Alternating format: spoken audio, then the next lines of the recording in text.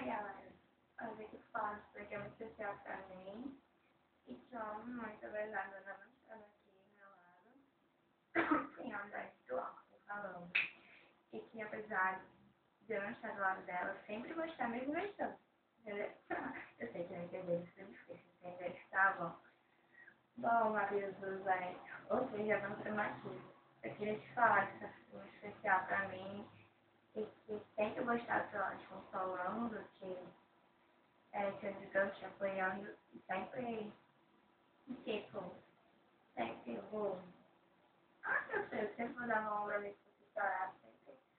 É, eu não posso ser uma 50% tanta amiga pra você quando você é pra mim.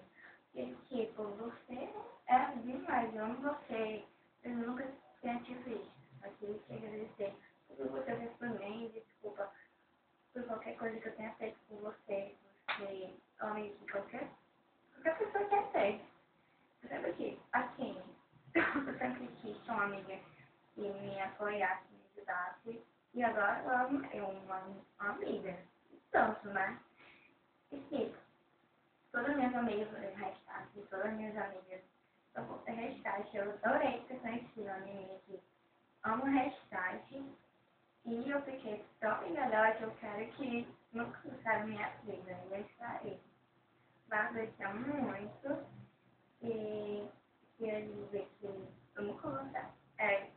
Oh meu Deus, eu queria dizer que mesmo que uma cidade acabe assim, ainda vai ficar no meu coração para sempre. Beijo.